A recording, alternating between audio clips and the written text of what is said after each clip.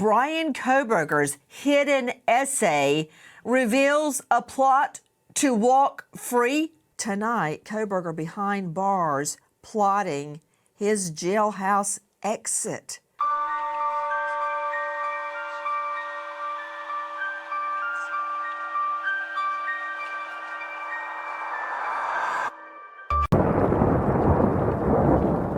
Like you, be strong to hold the powers of the sun. I show you how deep the rabbit hole goes. Listen to Pavarotti. Can I be your superhero? Hello, welcome to The Revealing. I'm your host, Pavarotti, and I'm here to discuss the Idaho 4 case. And I've been trying to cut back on my content just a little bit and do a little bit more investigating into the case just to make sure that I'm sound on what I'm saying. My last video that I put out there, of course, I had some contrary information come to me from another content creator. And it wasn't really, it was contrary information that I responded to. I responded to the very snide way that person brought that information.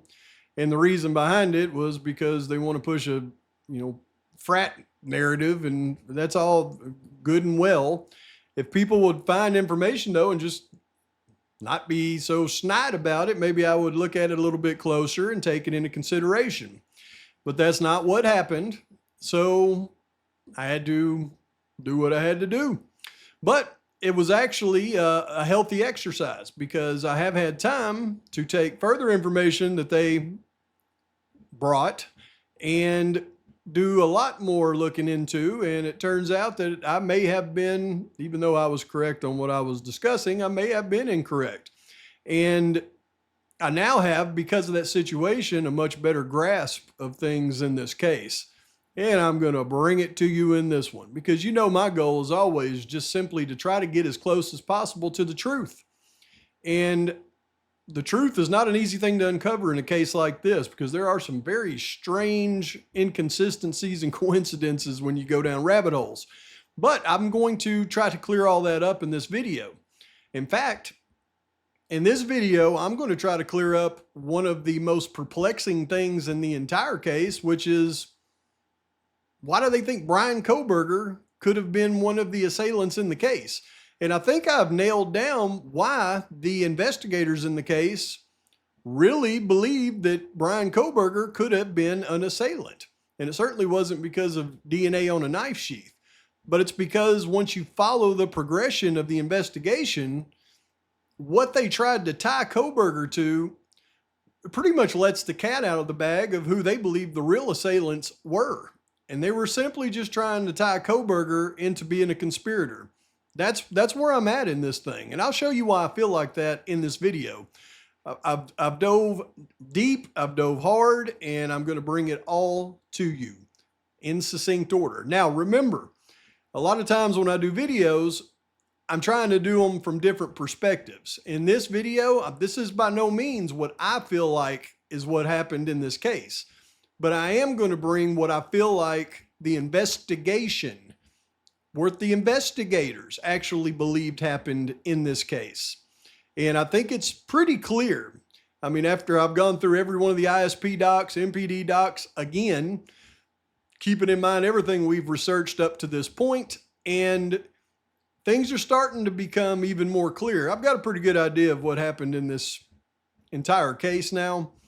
But before I can even dive into all of that, I mean, I've actually had a pretty good idea what's happened in this entire case since they released the ISP docs and the MPD docs. But my job is not just to understand what happened in this case. My job is to be able to explain it in the most transparent and truthful way possible so that not only myself, but other people can have a firm grasp on this entire situation.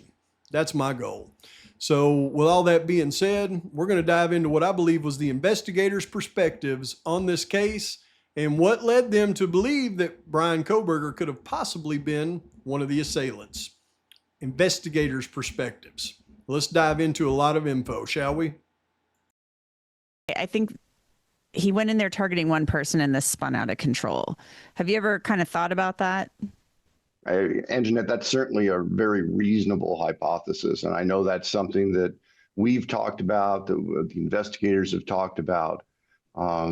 Whether it's 100% accurate, I don't know that we'll ever know for sure, but it certainly makes sense that he went there with a specific target in mind.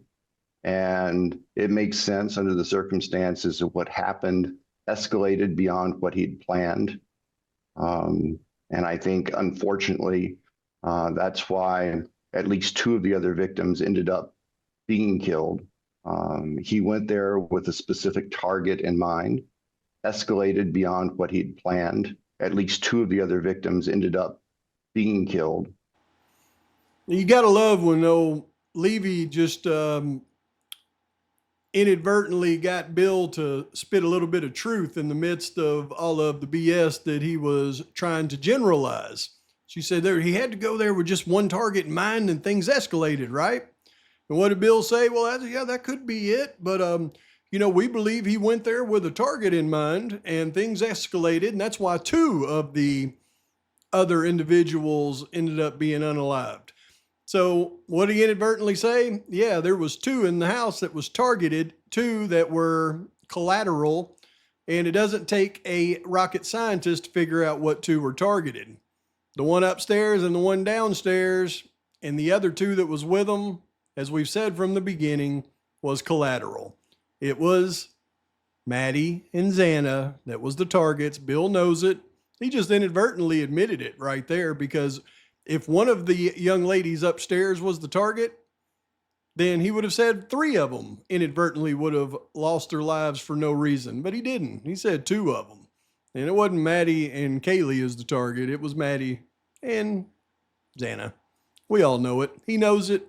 We'll just continue on, because we need to know now, what is it about this investigation that they're not telling us? Well, I think Bill says it better than I can when he tries to generalize what they were actually going to bring to trial. Not the real story, just the basic facts of the case.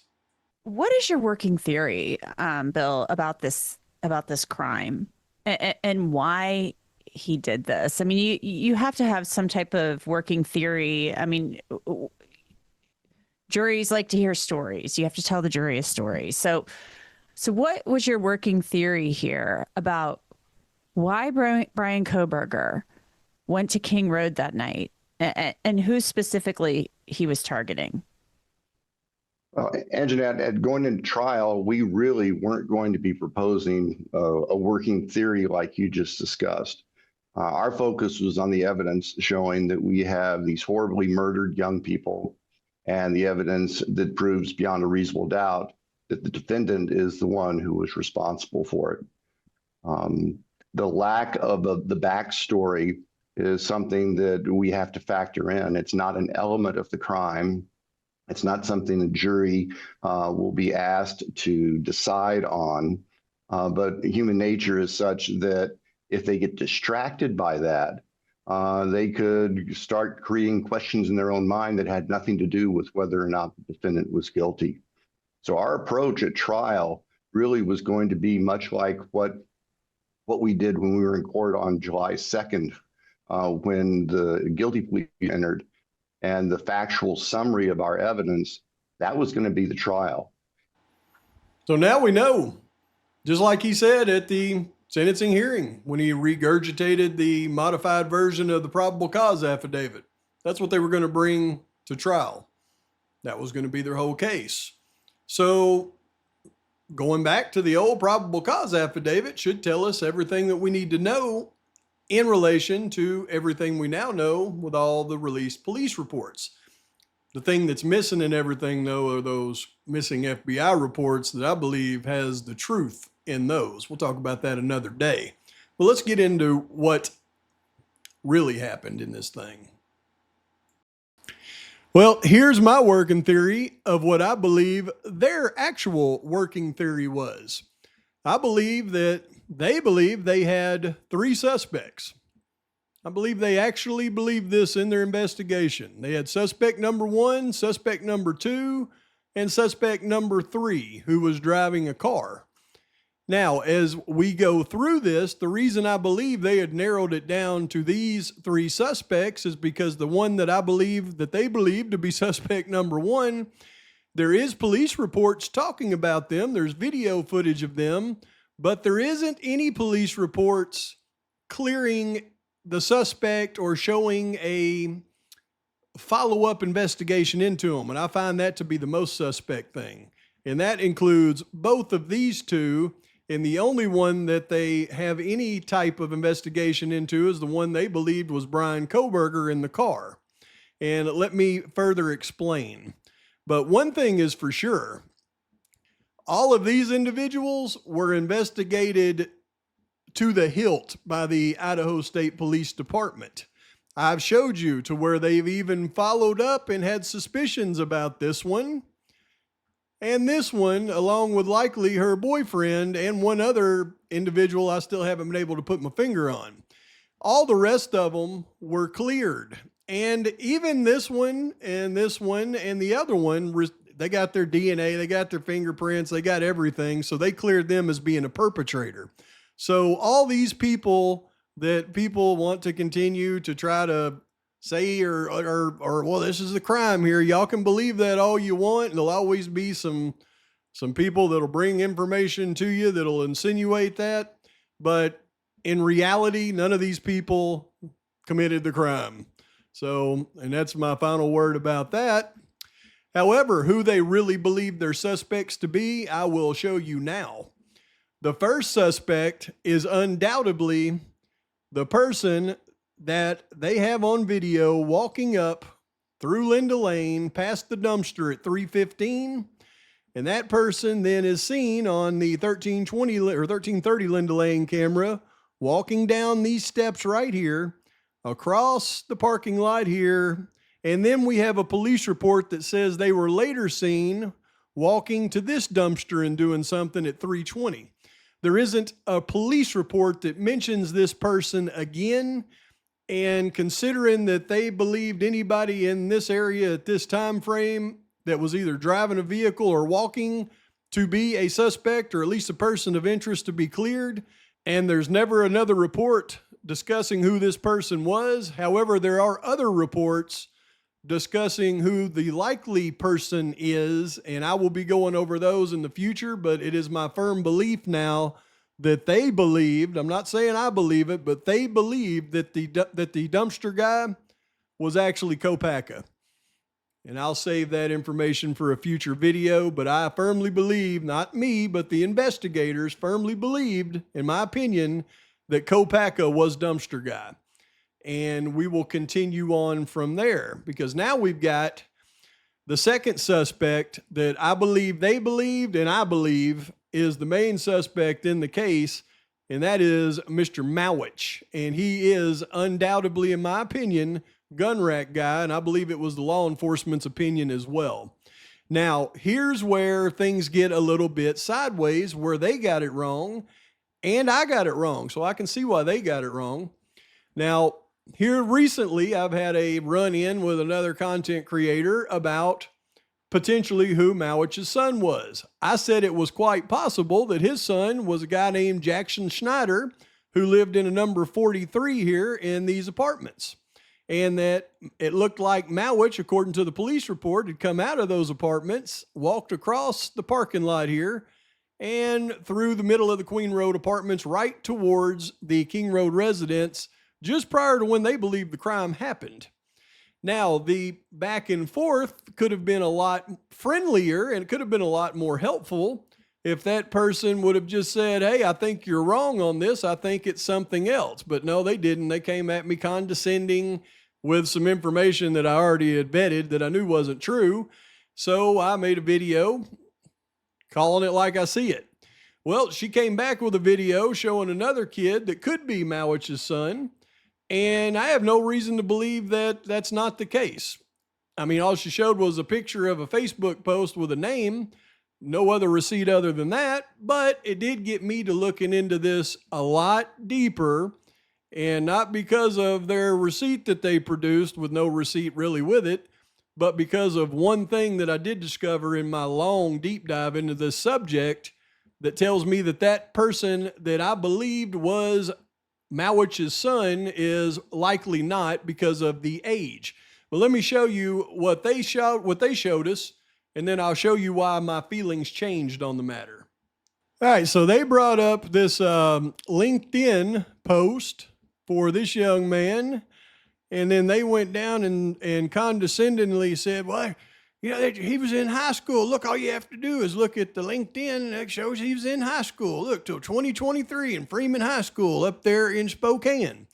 Well, I'd already been through this. In fact, the first thing that I looked at when I was looking into this was this particular post, and I went, well, this can't be my guy because he was in school then. But then I looked into it further and found out that he was actually 23 years old, which made it to where there was no way that he was in high school when this says he was in high school. Therefore, this was just not correct. And that was their argument, and I knew their argument was wrong. I attacked it, and then they came back, not with this argument. They came back with the other kid in Elma, Washington, and said this is likely him. Well, considering Elma, Washington is up there where Mawich grew up, then they may be right. But that was not what they said in their condescending video, so I responded in a not nice way, just like I will always do, simply because you come at me like that, and I'm going to respond to whatever you're coming at me with if you're not coming at me with the truth. And what your argument was here was certainly not the truth. So based on that, though, that's not what made me believe that particular argument was true. What made me believe that argument was true was I continued to dig. Now, what's really insane, though, is his father really did rent him an apartment at number 43. So while he may not be Mawich's son, he was still in that apartment in number 43. I believe that was still his apartment that they found the blood spots in, but that's immaterial at this point. Because that kid was not just 23, he was born in October of 2001. So he was only a year younger than Showalter. So he definitely was old enough to be in those apartments, and I believe he was. So in the end, it's not about being right or wrong. It's about finding the truth. And I welcome anything that leads me closer to finding the truth. It makes me look at a subject much deeper than I'd looked at it before, because that's what helps me to find the truth, in my humble opinion. And I don't specifically go out and go, well, I'm going to attack this person, this person, this person. I don't care what anybody else is doing, what they're saying, what kind of nonsense they're spewing. But when they feel like for some reason they've got to attack my work for their work to have merit, well, that's where they get in trouble every time. And I'll probably never stop doing that. But no, it has nothing to do with me being mean. It has to do with me defending hours and hours and hours of work. But in the end, kind of leads me closer to the truth when these things happen.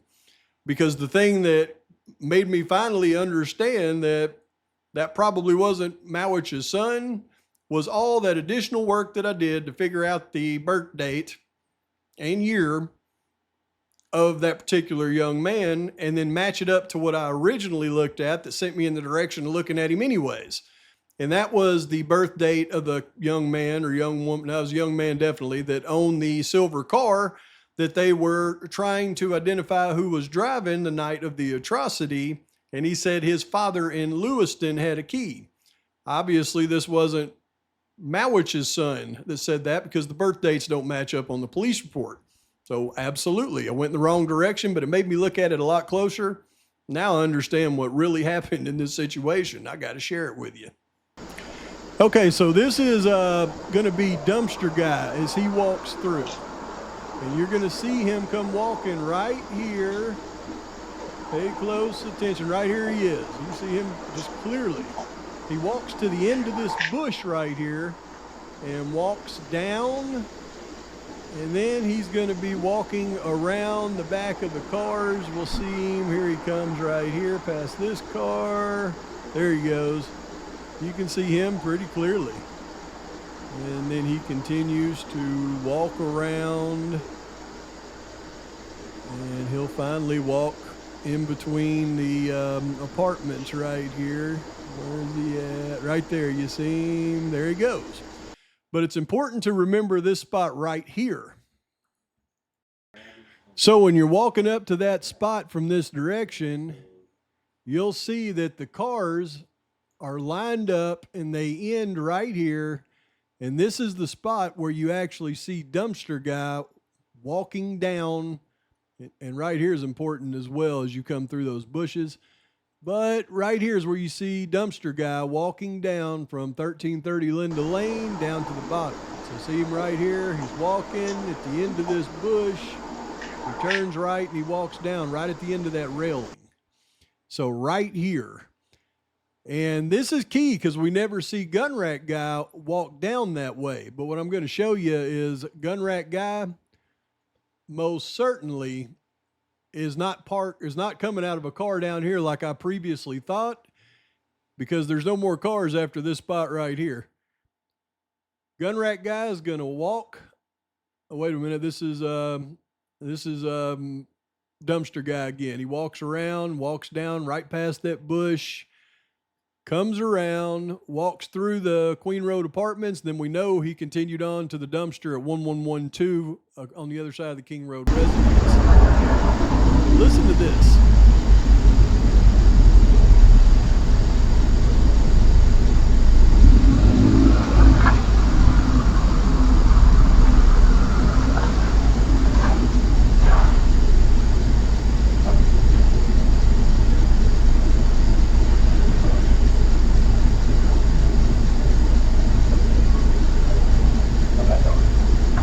Never realized it before.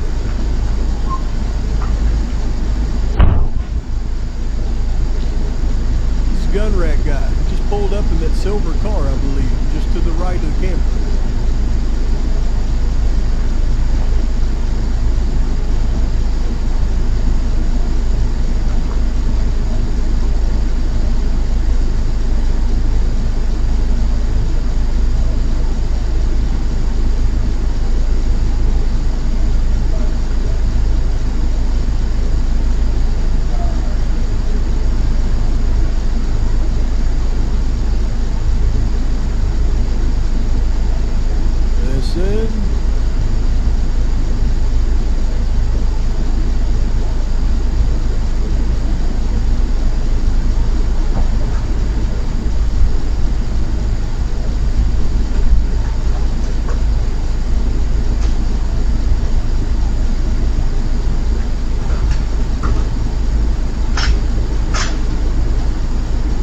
Loaded right there. I always thought he was down on the other side of that railing on the bottom, but he's not. He pulled up in a car at 343 and parked it right in front of 1320 Linda Lane. And that's why we don't see any of the video from 330 to 406 on 1320 Linda Lane, no doubt. Clipped it out because they knew that was a perp. What is it? Oh, is it?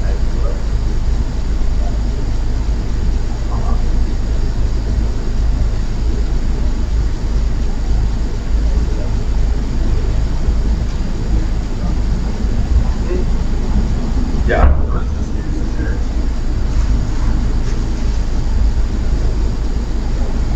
You see the flash of light right there that in my other video I showed you that coincides perfectly with the DoorDash driver. And then the 350, see him going across.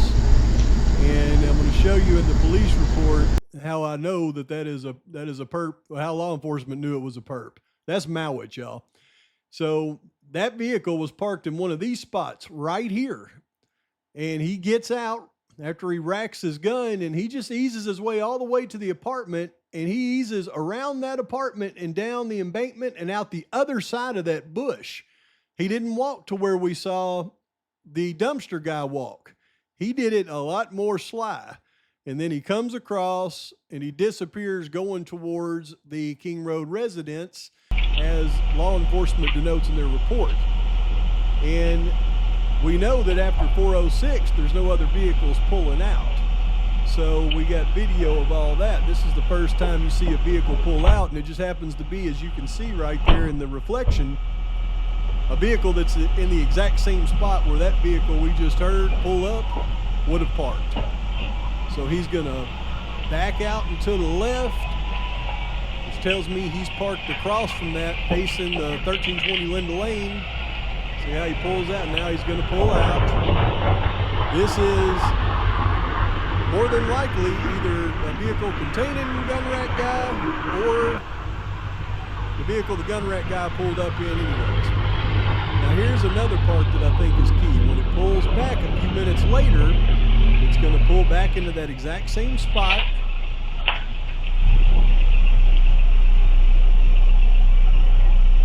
I don't think it's the same driver because of the way that he jammed his brake up right there. The other guy didn't do that.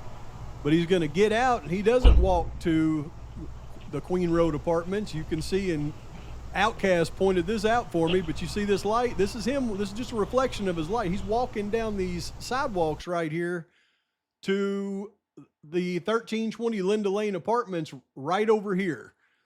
And Big Josh, if you're watching this again, man, thanks for getting that information. These are the apartments I would like to know the unit numbers to, specifically this one right here.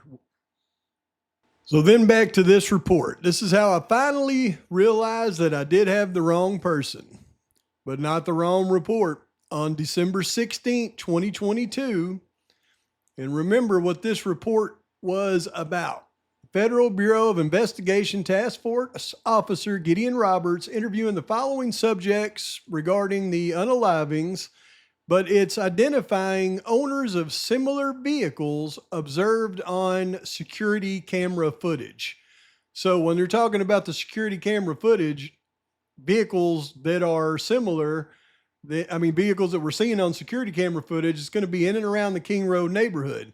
We know there's only a handful of vehicles that this could be. And as we go through the first one, it doesn't say what color vehicle hers is, but we know it's a lady because it says so up there. But it says Michigan registration. Michigan may not have had front license plate, so they may have been trying to identify a Hyundai Elantra right here, but it doesn't tell us anything. But right here in number 2, it does tell us silver. Well, we know on December 16th that they were pretty certain they're looking for a white Hyundai Elantra, or at least a white vehicle. So when it says silver vehicle, then we know it's on surveillance footage around the area. We know it's the one that leaves out at 5:20 and comes back at 5:25, because we don't have surveillance footage of 350 to 406 or 330 to 406 on Linda Lane 1320. This vehicle may have pulled in, because we hear a vehicle pulling in. I know I do. It may have pulled in somewhere during that time as well, and we just don't get to see it. But we know it pulled out and came back, so I'm about 99% certain they're thinking about this silver vehicle that I just showed you on the video. And this person confirms the only person that has a key other than himself is his father in Lewiston. That's why I thought that was Jackson Schneider, because of that statement. But now I know, because I found his birth date in October of 2001, that I had the wrong guy, because this one says date of birth 2000. So it isn't going to be quite as easy as I thought it would be, that it was actually Mawich's son. This is obviously going to be somebody that is friends with Mawich down in Lewiston, that's probably give him his son's key to his car. In my humble opinion, that's where we're at on it. But it certainly is gun rack guy getting out of that silver car, walking towards the King Road residence.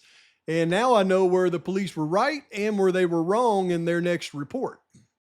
But first, to hold true to what Thompson said in his interview, there was the basic facts of the case that they were going to stick with. And he referred to what he referred to in court, and that was basically regurgitating the PCA. So now when we revisit the PCA, things that used to not be readily apparent now become readily apparent. First thing I want to point out is what they believe happened according to the PCA. And that is they took a combination of Dylan and Bethany and all that, but specifically and video of a suspect video.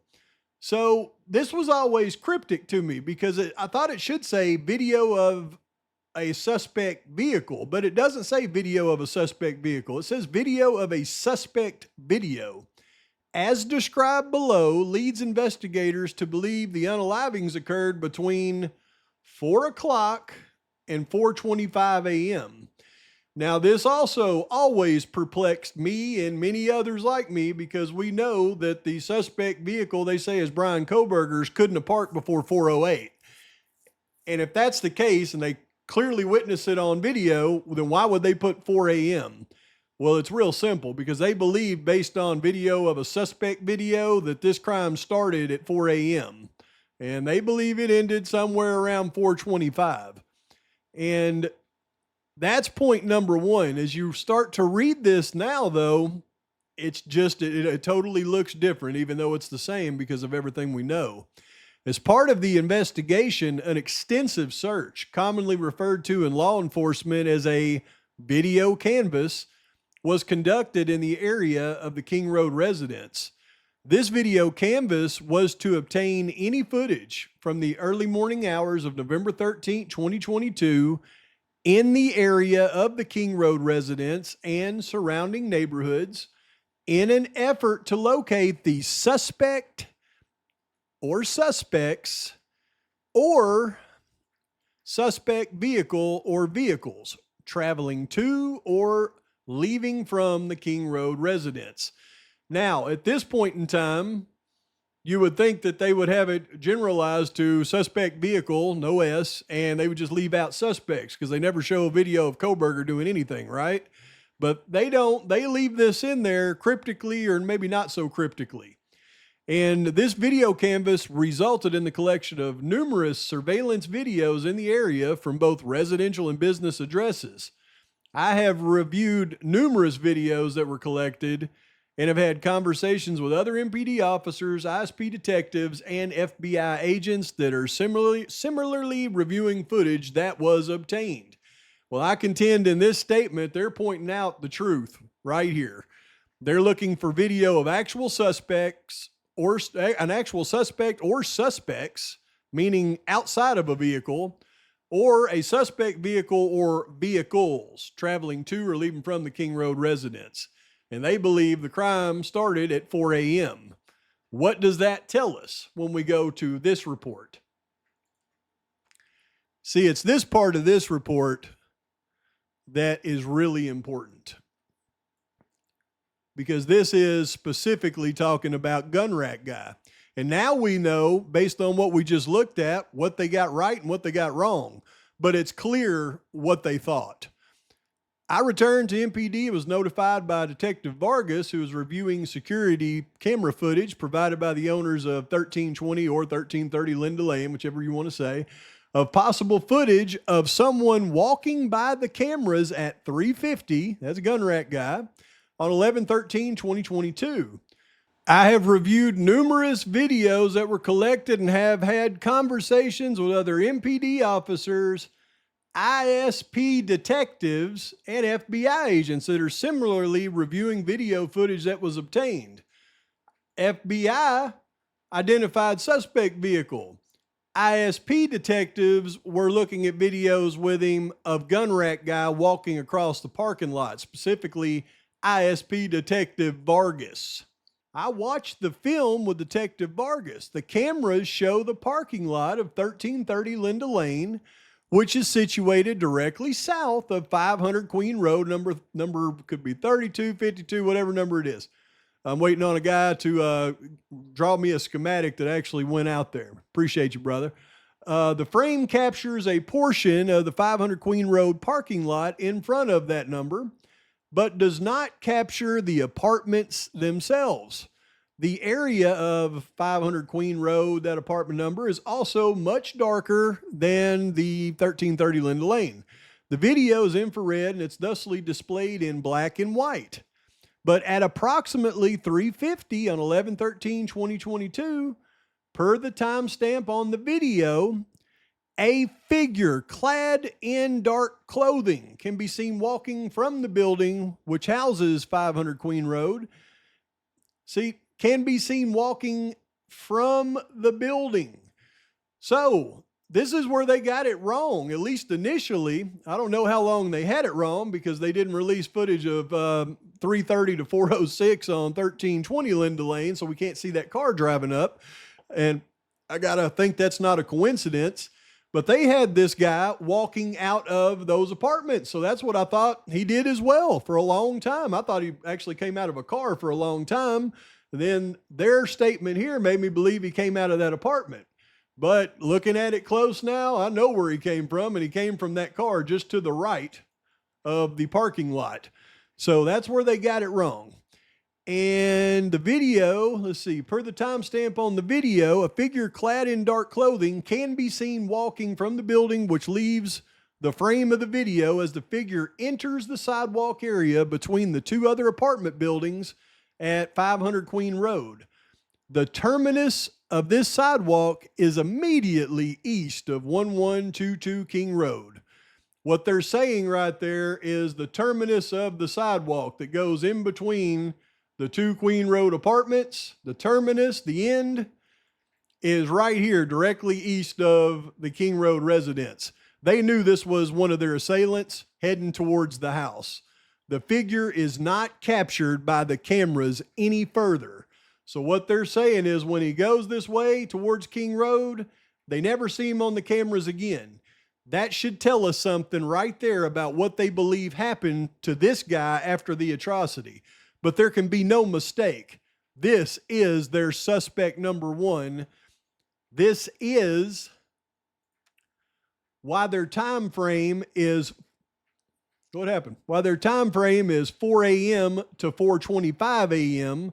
because they knew he was going in right before 4 a.m. And let's just face it. DM stated she opened her door for a third time after she heard the crying and saw a figure clad in black clothing. This display in black and white at approximately 3:50 hours per the timestamp on the video, a figure clad in dark clothing can be seen walking from the building. Now we know they manipulated Dylan's language to make it sound like she said a figure clad in black clothing. That was not in her statement. But the fact that he made it say a figure clad in black clothing, and then they're specifically saying this guy's a figure clad in dark clothing heading towards the house, we never see him again right before the atrocity starts, tells us that there is no doubt, it's 100%, this is suspect number one in their investigation. And they're just not adding it to the case against Bryan Kohberger because they were never able to really connect him to Bryan Kohberger, in my humble opinion, and that would have blew their case. But this is no doubt a gun rack guy that did not come out of the 500 Queen Road apartments. He got out of a car just to the right at 1320, walked straight towards the King Road residence. Law enforcement labeled this guy suspect number one. And this right here is who they believe to be Nicholas Mowich. And I will go on to prove it by their investigation into Bryan Kohberger. The command center was established at the Moscow Police Department. The command center consisted of myself and numerous partners from the FBI and the Idaho State Police. We were all co-located there at Moscow PD. We also had individual sections assigned to do various tasks, collect video, conduct interviews, so on and so forth. The majority of those people were also co-located at the Moscow Police Department. So as the process for developing this affidavit began, those people would just come into the command center and relay information that was deemed to be critical or important. The reason for that was to shorten the chain of information to make sure that the folks, myself and my partners in the command post, got the clearest view of what the investigators on the ground were actually retrieving and learning as this went on. As they relayed that to me, I input that into the affidavit. And is that standard to rely on what other investigators tell you when you're applying for warrants? Absolutely. And is that what you did? Yes, ma'am. And is what you relied upon detailed in your probable cause affidavit? Yes. So as the process for developing this affidavit began, those people would just come into the command center and relay information that was deemed to be critical or important. As they relay that to me, I input that into the affidavit. And is what you relied upon detailed in your probable cause affidavit? Yes. So the context around what you just heard Payne testifying to on the stand was how the probable cause affidavit was actually a living document that they started early in the investigation and then just added things to it throughout the investigation. So at different points of the investigation were different times where things were created on that probable cause affidavit. You can bet that the initial sequence of it, as I was reading the statements of the time of the atrocity and the collection of videos, that was going to be somewhere around November the 23rd when they're reviewing all this stuff, that they're actually putting that portion of the probable cause affidavit together. And that's why they've got this thing starting at 4, ending at 4:25, and they never did change it as they went throughout this thing. That's what they believed to have happened then. They hadn't even identified on the 23rd a Hyundai Elantra or put out bolos or anything of that matter. All they're looking at that date is their initial 2 suspects, in my opinion, which is dumpster guy and gun rack guy, as you see there. And then they would continue to build on the affidavit until it was time to get the arrest warrant. But we know now this is what they believed happened, that gun rack guy came out of 500 Queen Road over here and then came across to the King Road residence. And then they said he never came back. So that tells me that they believe he went to the King Road residence, and then after the atrocity, he must have got a ride out of there by somebody. That's what the law enforcement believed. We now know, though, through dang near 2 years of staring at this stuff, where I originally thought he got out of a car right here, then I thought he got out of the apartment right here, but after all this time, he got out of a car right here, racked his gun, walked up down the side of 1315 here, and then came out of these bushes over here. And we know that because we hear him right here in the car racking his gun. We see the little light flash as he gets right here, and he never walked over to this rail like dumpster guy did. So he was a lot more sly as he went around, but clad in his dark clothing heading towards the King Road residence at 350. That was their suspect number 2. Now, again, here's what really happened. He's parked here, racks his gun, flashes what I believe is a signal to a guy that's parked right here that drives away a few minutes later. And when he gets out and he gets on his phone, he's talking to the DoorDash driver. And I believe that's the case because of several police reports, and I'll review those with you at a future date. But he goes down, comes around to the King Road residence. That's their 2 suspects, but they never say what happens to dumpster guy after 3:20, which tells me he's got to be a suspect or it would have been in a report.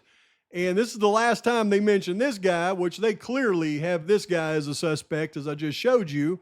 And they think he didn't come back to his car, even though I believe that he did. He just did it later on. So what they believed was those 2 went into the house, and then a car that comes in at 4:04 must have driven around, parked, picked them up, and sped away at 4:20. There's no doubt that is what they believed. So that means their suspect number 3 is the person that was driving what they believe to be the Hyundai Elantra. And all their focus is on the vehicle that entered the King Road neighborhood at 4:04.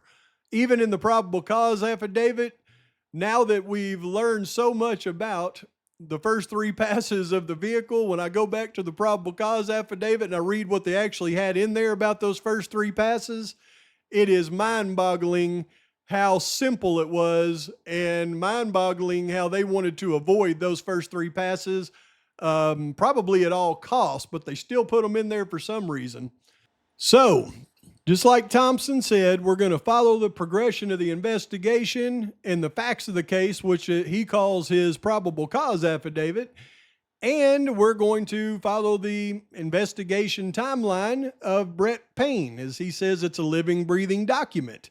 So after they established their first two suspects from video footage of the people walking, now we're getting to their third suspect, which is going to be the person driving the car. And it's interesting. A review of footage from multiple videos obtained from the King Road neighborhood showed multiple sightings of suspect vehicle 1 starting at 3:29, ending at 4:20. These sightings show suspect vehicle 1 makes an initial 3 passes by 1122 King Road residents and then leave via Walenta Drive. Remember, this is all they told us about suspect vehicle 1 and the movements up until we started actually getting information. And of course, we along the way went through Linda Lane and figured out the times and all the other stuff. But this is how general they kept it. Makes an initial 3 passes. Payne had to know at this point, well, I know he knew when he filed for the search warrant, that those 3 passes from 329 all the way to 356 were his undercovers. But yet they still slapped it in this little probable cause affidavit, I believe, because they didn't inform the FBI that that was their undercover. And the FBI did a FBI report, which is actually what this document I'm reading you from is, but they attached the probable cause affidavit to it. So I believe they didn't inform the FBI that that was their undercover, and they had to put it in this probable cause because the FBI thought that was the same vehicle making those 3 passes.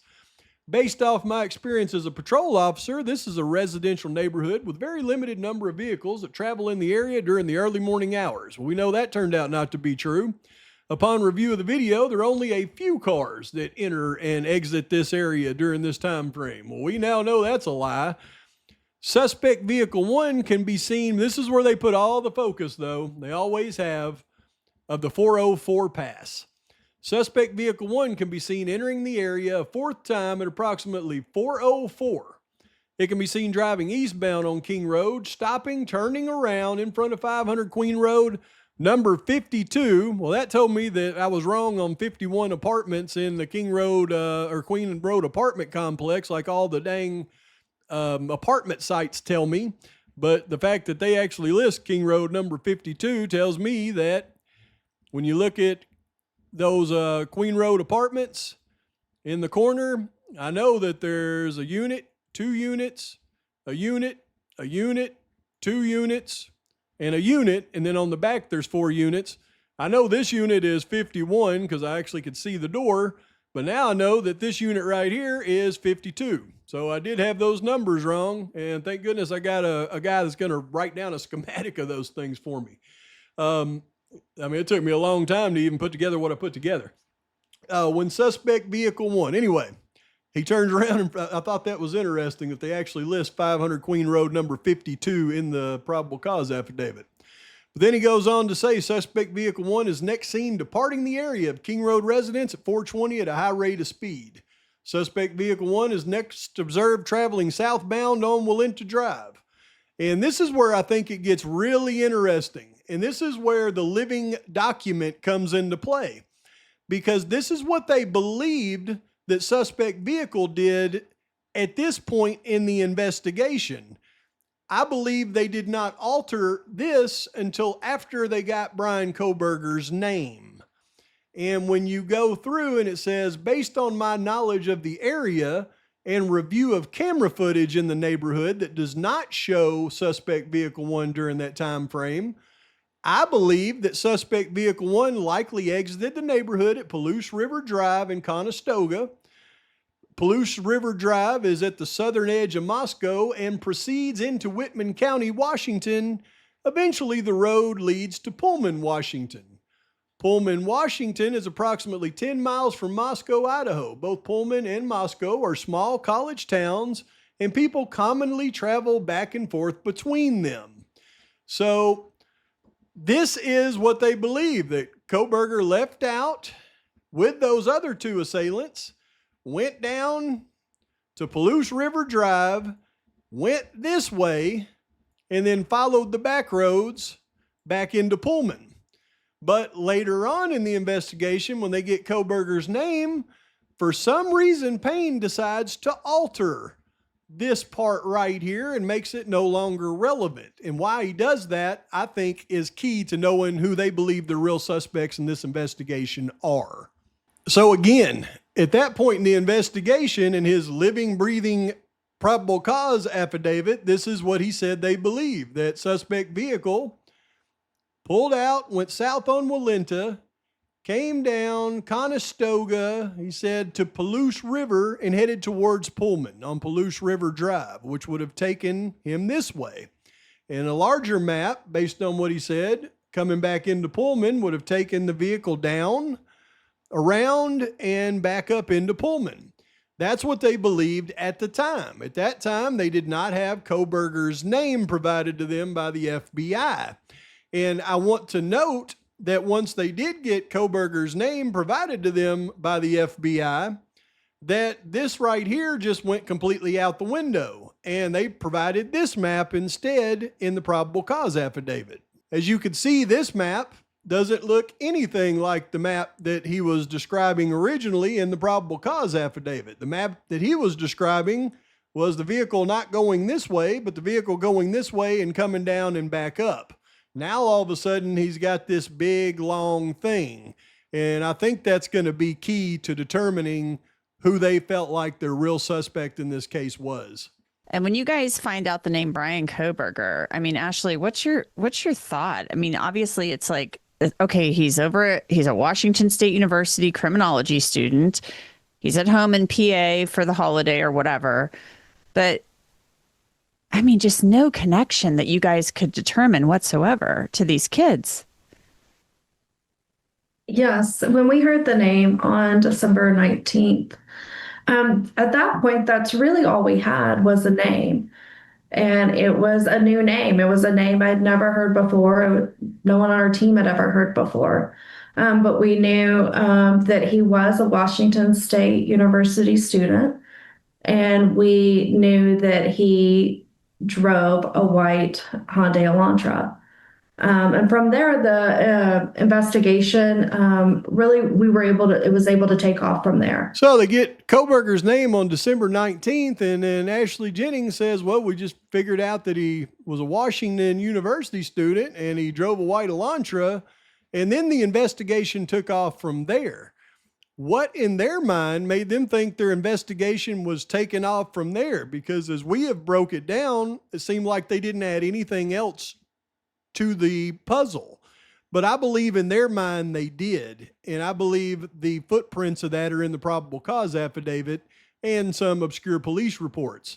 Because as you go through, once they got his name, well, they looked at his driver's license picture, realized that he had been pulled over by Corporal Duke there, which in turn gave them his phone number. And that's about it. But then, as they dove in a little bit deeper, they find out that he applied for a job with Pullman Police. And then there's this obscure thing they put at the very end of this paragraph that I believe is what they thought was their nexus in the case to the perpetrators.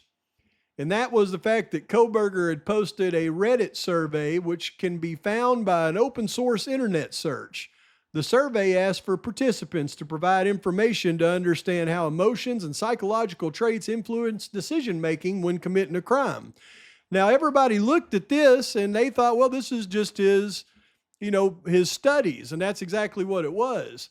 But I believe they looked at this not from a standpoint of him researching abilities to commit crimes from criminals, but I believe they were using this to try to build their nexus from Kohberger to the two actual assailants that they believed were their criminals in this case. And their Reddit survey was going to be one of their nexuses to the actual criminals. And here's why I say that. This report right here from the MPD, dated 3/23 of 23, is Lawrence Mowry. And it says that Lawrence Mowry filed for a warrant for Reddit for Bryan Kohberger on January 24th, 2023.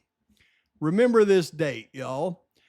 And in that warrant, he was going through trying to get information about what Bryan Kohberger was doing on Reddit, talking to people in prison. And he found 2 accounts associated with Bryan Kohberger. And he went through to say, in reviewing the contents of an account associated with this gmail.com email, he found the account name was blank. And the registration date was September 24, 2021. And the registration IP was blank, which showed a location near Albrightsville, Pennsylvania with Pentella data. So this one's obviously Bryan's account. The email address for this account showed as verified. But then he goes through and he sees what he's doing, all right? So he's having conversations with people in prison as part of his study. And this is where apparently Bryan Kohberger's passion is, and that is learning what criminals that have been incarcerated's mindsets are, which is very suspicious to why he agreed to go to prison. But anyway, the second account is what's curious. In reviewing the contents associated with the DeSales EDU email, he found 2 more accounts associated with the email. The first account name was blank, and the registration date was December 30th, 2022. So this was actually the day Kohberger was arrested. The registration IP was blank, which showed a location near Tampa, Florida, with Frontier Communications. This account also showed additional IP logins from Florida on January 2nd, 4th, and 11th. The email address showed it was not verified. During these dates, Kohberger was incarcerated, was not in Florida.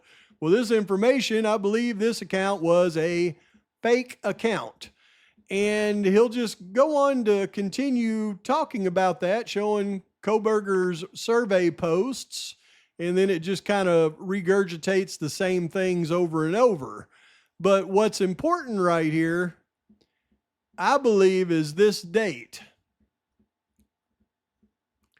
The date that he received the information on the warrant from Reddit, January 24th, 2023.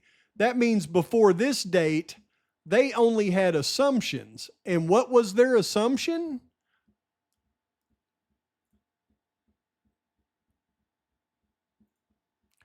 Well, their assumption was Kohberger also posted a Reddit survey, which could be found by an open source internet search. The survey asked for participants to provide information to understand how emotions and psychological traits influence decision making when committing a crime. What they were really thinking that they had was a nexus between Kohberger and Mowich. Why? Because Mowich was incarcerated until June of 2022 in the Idaho Department of Corrections. When they seen this survey, they went, this is how he knows Mowich. And that was their assumption. And their assumption was turned on their head when they got the warrant back on January 24th, 2023. So again, this is nothing more than a documentation once they got Kohberger's name of them trying to associate Kohberger with Mowich. And we will continue through this, and I will give you more proof of that. Because once they got Kohberger's phone, well, then they start going through and trying to plot his location data. And the first thing they do, though, is they figure out where he's at. They do the pin, trap, and trace. Well, he's up in Florida. And then they go through and they start plotting these possible locations for Bryan Kohberger on the night of the atrocity, where we get into the 2:47 a.m., which actually was 2:54, and you get the 7-minute Nexus, and so forth and so forth. But what they actually plotted was he left his apartment at 2:47. We now know he went dark at 2:54, and they knew it. And then his phone did not come back online until 4:48. And now that we know exactly how the FBI does their location data based on the towers that they're plotting his location points on here, it becomes very obvious what they were attempting to do. Okay, so remember earlier in the probable cause affidavit, Payne suggested that suspect vehicle went this route back to Moscow. But then we had a whole different map that appeared later on with potential direction of suspect vehicle. And here's what we've learned over time, and that's how the FBI uses their location data, their cast data on a map to plot where somebody may be if they don't have a timing advance report. And it would look like this. They use what's called wedges, and the wedges are usually very shallow. And this is the Moscow Tower showing a wedge that would encompass basically this area.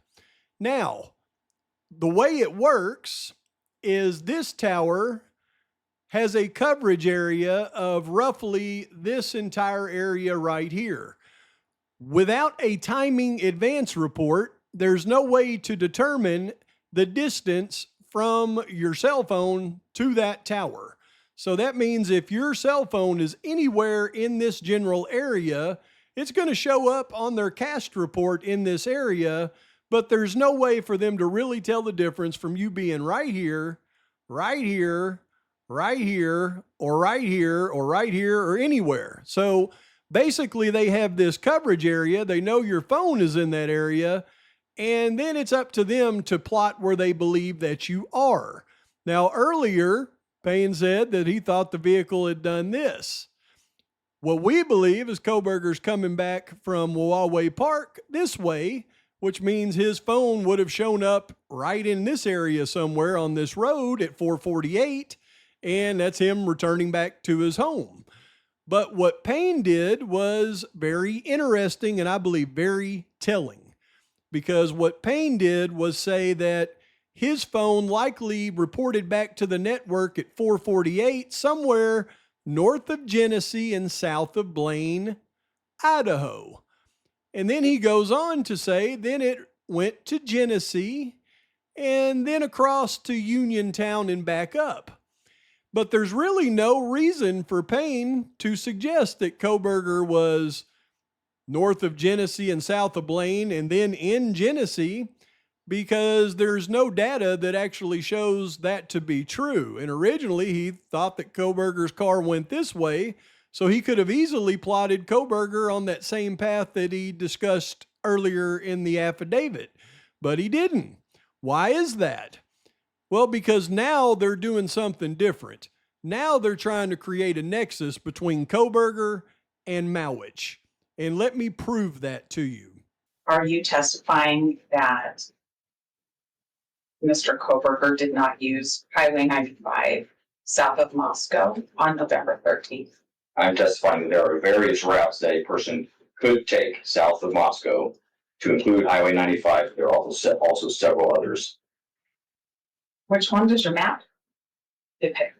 I believe the map starts well south of Moscow, more towards Genesee, and there is the line that starts there. However, I would direct you to the paragraph at the beginning of the map that says this is a possible route to travel between the two locations. So you're just not sure? Yes, ma'am. Okay. That would include then Highway 95 south of Moscow. Yes, ma'am. What? And that would include other possible routes. Yes, ma'am. So Payne just admits that he just made up the plot point of Kohberger being north of Genesee and then in Genesee and then coming across to Uniontown.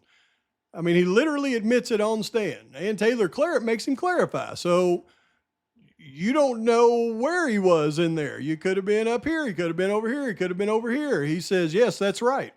So what made Payne, if that is the case, and he could be anywhere in here, what made Payne change his original statement of the vehicle coming across here? Why wouldn't he have continued to plot point him up here? Why did he put him specifically in Genesee? Because at this point in the investigation, they were trying to create a nexus between Kohberger and Mowich. So again, when you go to the PCA, when it gets to this portion, and it says the phone does not report to the network again until approximately 4:48 a.m., at which time it utilized cellular resources that provide coverage to Idaho State Highway 95 south of Moscow, Idaho, And they go on to say near Blaine, Idaho. Now, why was that not enough? Why wasn't just south of 95 near Blaine, Idaho enough? That would have been enough of a description, but no, he wants to get more specific and put in north of Genesee. So what he's saying is north of Genesee his phone comes on. But then he goes on to say between 450 and 526, the phone utilizes cellular resources that are consistent with the 8458 phone traveling south on Idaho State 95 to Genesee, Idaho. Then traveling west to Uniontown, then north back to Pullman. In this little statement right here, he points out specifically Genesee, Idaho twice. That's a little bit more than unusual, I think. And the reason I say that is because, once again, he could have plotted him anywhere on that road, as he just admitted. Yet he's specifically pointing to Genesee twice and specifically stating that his phone traveled to Genesee. Why? Because they were trying to create a nexus to Malwich. And here's why they were trying to create that nexus to Genesee. Okay, so now you got to think for a moment like a law enforcement investigator. You have a suspect, and then you have another person that you're trying to create some type of nexus between that person and your suspect. You can't find any digital communications between the two. Nobody's testifying to the fact that they know each other. So what do? Well, you pull up the history of that person and you look at previous addresses, known hangouts, and known associates. The fastest thing to do, though, is going to be pull up things that you can document easily, which is addresses. When they do that, they'll find really quick that he has 3 addresses down in the area. The first one that's listed is in Genesee, Idaho. The next 2 that are listed are in Lewiston and Clarkston. So when you start looking at why they would place Bryan Kohberger on a map in Genesee after the atrocity, and then now you know one of the assailants they believed was Nicholas Malwich. Well, now you know why they wanted Kohberger's car to be in Genesee, Idaho, and it certainly doesn't stop there. But once again, according to Brett Payne in his statement, he could have plotted Bryan Kohberger anywhere in this area when his phone came back on at 4:48 and then tried to portray his route home. Originally, he had it this way. He could have easily plot pointed Kohberger right here. We believe Kohberger was somewhere in this area, but he specifically wanted Kohberger to be in the area of Genesee. And I think using logical deduction, there had to be a reason for this. And this seems to be the most legitimate reason I can come up with, especially when we continue through the probable cause affidavit and what they continued to try to do with Kohberger's location. Going to the next day, what did they have Kohberger doing? The following morning, according to the probable cause, they said Kohberger traveled all the way down to Lewiston, Idaho, and then across to Clarkston. This was also always perplexing why they wanted to point out this specific time frame for Bryan Kohberger.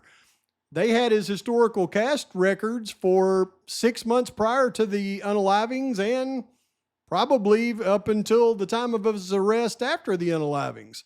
So why was the next day so critical to their case? Because it didn't seem to apply to anything that we've seen as far as evidence in this case, did it? I contend this is exactly why.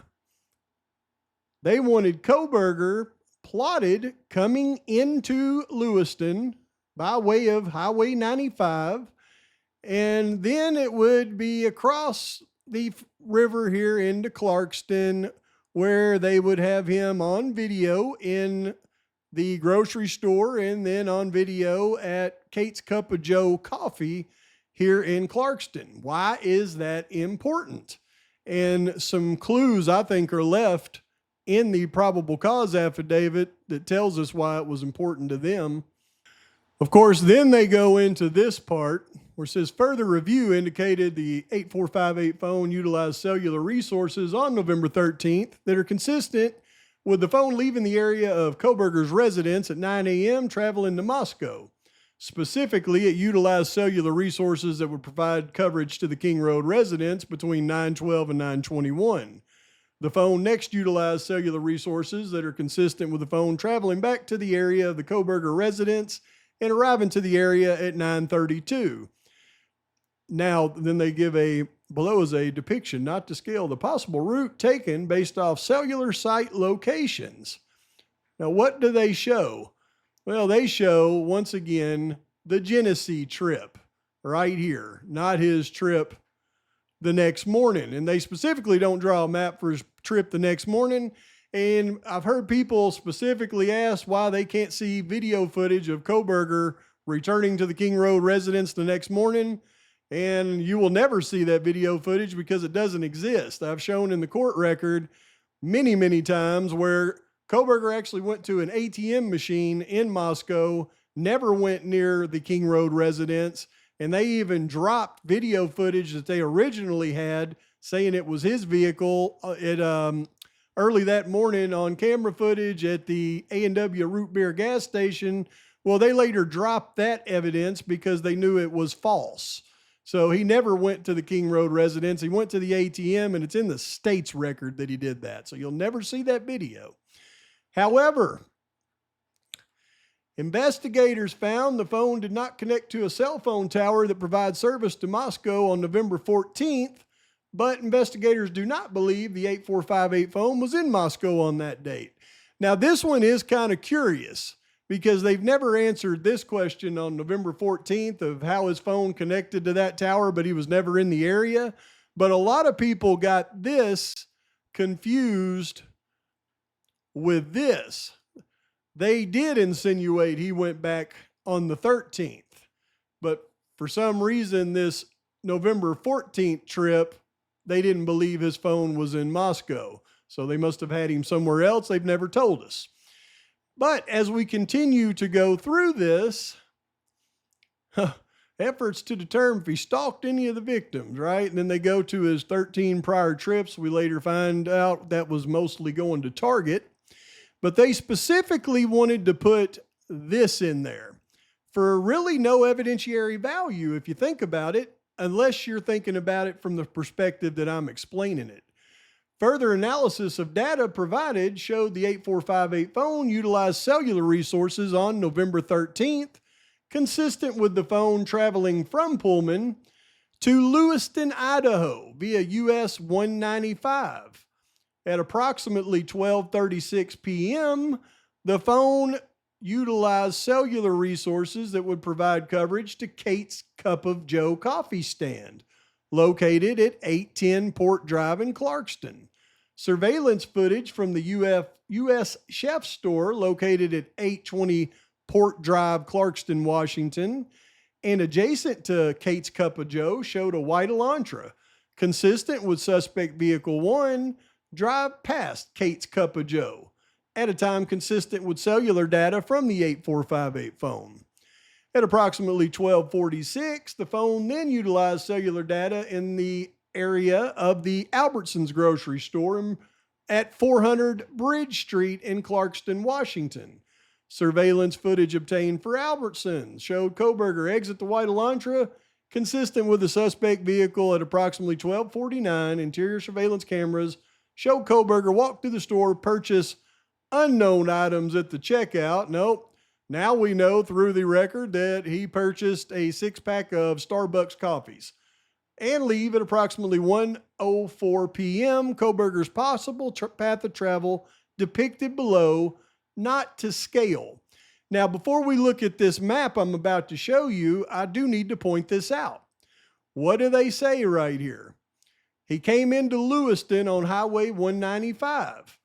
And then he went to Kate's Cup of Joe coffee stand, located at Port Drive in Clarkston. And then he went to the chef store at Port Drive in Clarkston. And adjacent to Kate's Cup of Joe was the chef store. And then from there he went to Albertsons on Bridge Street in Clarkston. And then when he checked out and he left, they're going to give us a possible route of travel. So just to make it really clear, again, they said that Cobberger came in on 195, which 195 coming down turns into 95 and comes into Lewiston. So 195 to 95 into Lewiston, where they said he was next seen coming this way down here at Kate's Cup of Joe, which is about right here. And then there was a chef store that caught him on camera, and then he came up and he went to the grocery store at Albertsons right here. But you see this map?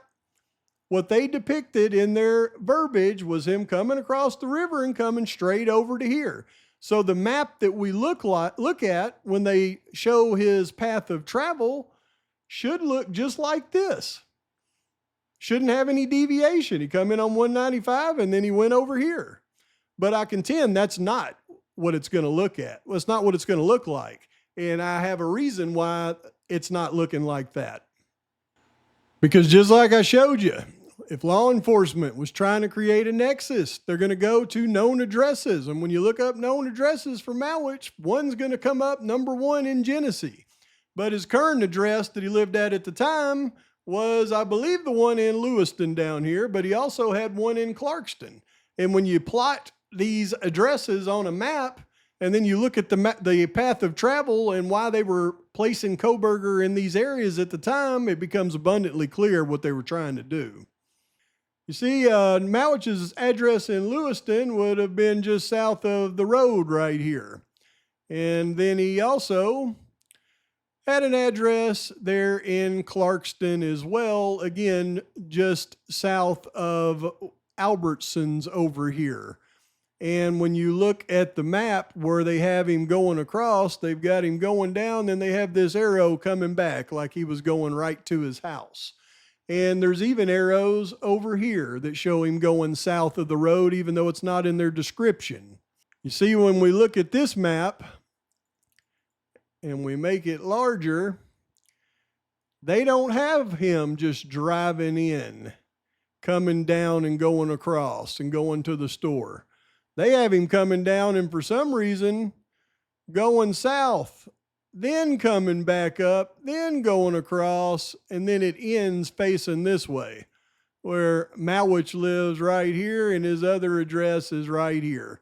So I think the arrows on their map, along with why they're so heck bent on putting Cobberger in Lewiston and Clarkston the next morning, is abundantly clear.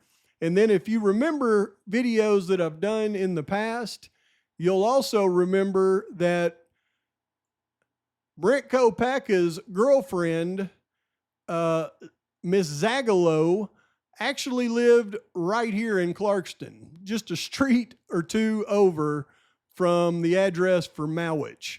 And next to her was Kelly Farley's uncle, a guy named Thompson, that lived right next to Kopaka's girlfriend's place. So that puts all three of them in this general area. And I don't have to remind you, if you have followed me, that Zagalo used to live next door to a guy named Burroughs. And the two Aryan Knights busted out of prison, went to Burroughs' front door. And then when they didn't find Burroughs there, they kidnapped a guy, unalived him, drove to Orofino, where Thompson's live-in lover for 30 years lived, and they unalived him. And in my opinion, it was in an effort to intimidate probably Thompson, Zagalo, and anybody else involved in this situation. But I don't think it can be ignored about these two trips right here, placing Cobberger in these areas. They were trying to create a nexus to Malwich, and in my humble opinion, possibly Kopaka. Looking up previous addresses, though, for Kopaka's mother, one address I can find is in Pierce, Idaho, which I think is very interesting when you consider the probable cause affidavit for both Payne and Blaker together. Now, the PCA then goes on to describe this, and this, of course, is going to be a point of contention because this is the Payne PCA, and for some reason, the Payne PCA does not line up at this point with the Blaker PCA. And people have pointed that out in the past, and it seems to me like people just really defer to the Blaker PCA as if it trumps the Payne PCA for some reason. I, however, disagree because I've never seen anybody come out and clarify which is correct. In the Payne PCA, it says additional analysis of records for the 8458 phone indicated that between approximately 5:32 p.m. and 5:36 p.m., the 8458 phone utilized cellular resources that provide coverage to Johnson, Idaho. The phone then stops reporting to the network from approximately 5:36 to 8:30 p.m. That's consistent with the 8458 phone being in the area that the 8458 phone traveled the hours immediately following the suspected time the unalivings occurred. It never specifically says where he came back online at 8:30, but I think it's fair to assume if they're saying that that puts him in the same area that the phone was in the night before, I think at 8:30, it's fairly easy to assume that he came back online, coming back into Pullman, Washington at 8:30 p.m., which put him in the same area as the night before. Where the contention comes in is the Johnson, Idaho statement. And I personally believe the Payne PCA because it certainly doesn't make any sense for you to be in Lewiston and Clarkston at 12:49 or 1:04 is the time that he left. Last time they discussed where he's at. So he's in Clarkston and Lewiston at 1:04, but then he's going to be in Johnson, Washington at 5:32 to 5:36. Well, that's only about 20 minutes from Lewiston and Clarkston to Johnson, Washington. So they're saying that Kohbergers disappeared in here for 5 hours. Well, I don't believe that. I believe it's exactly what Payne says, Johnson, Idaho. And I believe that would make much more sense because Johnson, Idaho is dang near a couple of hours from Lewiston and Clarkston this way. And then his phone catches a tower for 4 minutes, and then it doesn't come back online until 8:30, which I think is consistent with the time frame from being in Pierce, Idaho to being back up in Pullman, Washington, where they'd caught him coming back in, if you follow what I'm saying. But people want to refer to the Blaker PCA, which let's read it real quick. Okay, so the Blaker PCA says additional analysis of records for the 8458 phone indicate that between approximately 5:32 p.m. and 5:36 p.m., the phone utilized cellular resources that provide coverage to Johnson, Washington, contradicting the Payne PCA. The phone then stops reporting to the network at 5:36 to 8:30 p.m. That is consistent with the phone being in the area. The 8458 phone traveled in immediate hours following the suspected times the unalivings occurred. So people go to this and say, well, it's Johnson, Washington, because Johnson, Washington is located up here close to Pullman. And then they totally disregard all of the hours in between the time frames. This is usually the guilters that go to this because they want Kohberger to be disappeared in that little bitty stretch between Clarkston and Lewiston and Pullman for about 8 hours. And they want to believe he's out hiding stuff. I believe the Payne PCA, though, is much more accurate when it says Johnson, Idaho. And here's why I say that. Because it's much more consistent with what I believe that law enforcement was trying to do with these nexuses. You see, Kopaka's mother lived in Pierce, Idaho, which is way over here to the west. So if Kohberger was to leave the Lewiston, Clarkston area, they want to say that he traveled all the way through Orofino, and then around 5:32 to 5:36, his phone reports to a network in a tower in Johnson, Idaho for 4 minutes, which would indicate a vehicle traveling through the area. And they're wanting to claim that Kohberger was on his way to Pierce, Idaho, where Kopaka's mother lived at the time. and putting him in Pierce, Idaho after 5:32, that would put him there, probably pretty close to 6 o'clock, which would be the almost exact time frame needed to drive from there all the way back to the Pullman area where his phone started reporting to the network again at 8:30, which would make much more sense on the time frame allotted. And it was also try to prove their case of nexuses between Mowich and Kopaka. It was never between Kohberger and the victims. It was always between Kohberger and their prime suspects in the case. Which, speaking of the Blaker probable cause affidavit that was used to get the search warrants for Bryan Kohberger's apartment, his car, or maybe not his car, I think that was the Pennsylvania warrant, but Bryan Kohberger's apartment and his office at school, I think reviewing the portion that I'm about to of the Blaker PCA gives us a lot of insight into why they were wrong about Bryan Kohberger at this point, and they should have let him go, but they didn't. They just followed through with it. But it says the King Road residence contained a significant amount of blood from the victims, including spatter and cast off. Remember, this is what they really believed on December the 29th, 2022.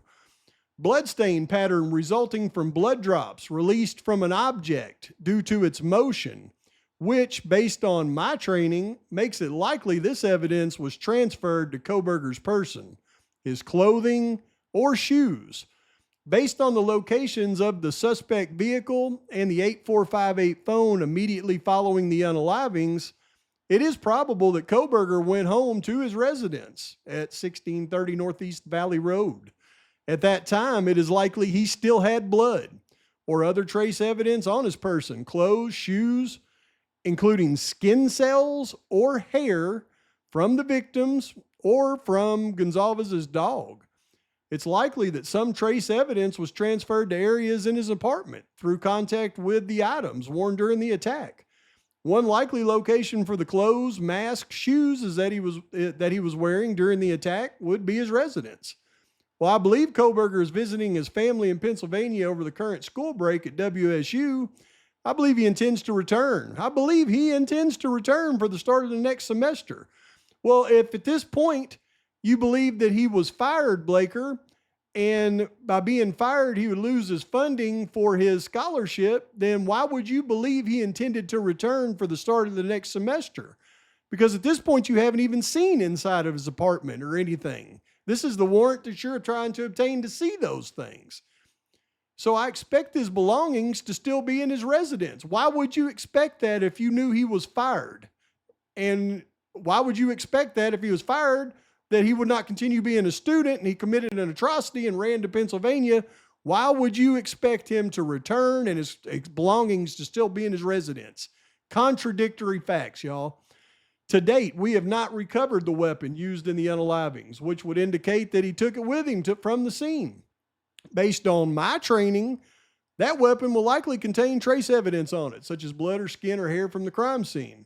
One likely location for the weapon, or our favorite statement, any sheath for the weapon, would be his residence. Remember, this is Blaker, the guy that had the decades of experience over pain. Based on my training and experience, when someone plans an event or action, one likely location for doing so is in their residence or office. One would not want to conduct such planning in public if they're planning a criminal act. And so it's even more likely that planning of a criminal act would be done in one's residence or office. These unalivings appear to have been planned rather than a crime that happened in a moment of conflict. I believe it likely that Kohberger planned his actions ahead of time. These plans may have included a review of other unalivings or violent assaults, stabbings, or cutting of people, as well as how to avoid detection after the commission of a crime. So this is the biggest statement I think that we can point to in this whole case. These unalivings appear to have been planned rather than a crime that happened in a moment of conflict. They knew this was a planned out hit. not some frat boys going in and having, you know, frat night in the town. These were planned hits, and with Thompson's statement, we know who the targets were in these planned hits, and they knew it from the beginning.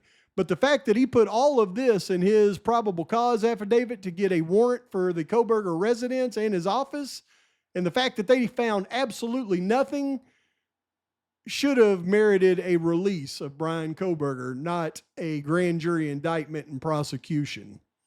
But the name, you know, meant nothing to me in the very beginning because I'd never heard it before. It had not been someone that we had been focused on. We had never heard it before. But after that, the investigation really took off. We were able to do multiple search warrants looking into the defendant, getting his financials, getting his cell phone records. So we did multiple search warrants, got a lot of information back, and that's really when the pieces started falling into place. Mm-hmm.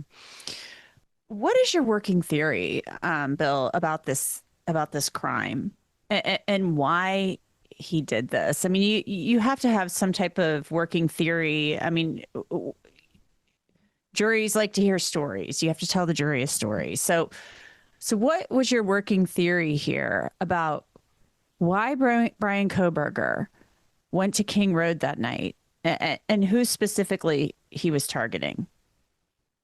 Well, Anjanette, going into trial, we really weren't going to be proposing a working theory like you just discussed. Our focus was on the evidence showing that we have these horribly murdered young people and the evidence that proves beyond a reasonable doubt that the defendant is the one who was responsible for it. The lack of the backstory is something that we have to factor in. It's not an element of the crime. It's not something the jury will be asked to decide on. But human nature is such that if they get distracted by that, they could start creating questions in their own mind that had nothing to do with whether or not the defendant was guilty. So our approach at trial really was going to be much like what we did when we were in court on July 2nd. He went in there targeting one person and this spun out of control. Have you ever kind of thought about that? Anjanette, that's certainly a very reasonable hypothesis. And I know that's something that we've talked about, the investigators have talked about. Whether it's 100% accurate, I don't know that we'll ever know for sure, but it certainly makes sense that he went there with a specific target in mind. And it makes sense under the circumstances of what happened, escalated beyond what he'd planned. And I think, unfortunately, that's why at least two of the other victims ended up being killed. So in the end, I think the best way to determine who they really believe the unalivers to be is by simply looking at the evidence that they tried to use to create a nexus to Bryan Kohberger, a nexus that they thought they had until they made the arrest, and everything that they thought they had turned on its head, and they just didn't back down. They just kept going with it. But make no mistake, in my humble opinion, they were wrong on Kopaka. And I believe they were led astray by others to the Kopaka angle, and inadvertently they were trying to connect Cobberger to somebody that wasn't even an assailant. But make no mistake, they were not wrong about Mowich, and I believe that's what the evidence shows. Certainly doesn't show that some frat boys went out on frat night and committed a fratricity. Give me a break. People that still believe that, I cannot help them. Cannot help them. But believe me, there's plenty out there that'll push it that they can listen to. Please like and subscribe to the channel. Post your comments, thoughts, criticisms. Let me know what you think. Pavarotti's out. Oh, gonna give it a shot. Only one of me to shield you all from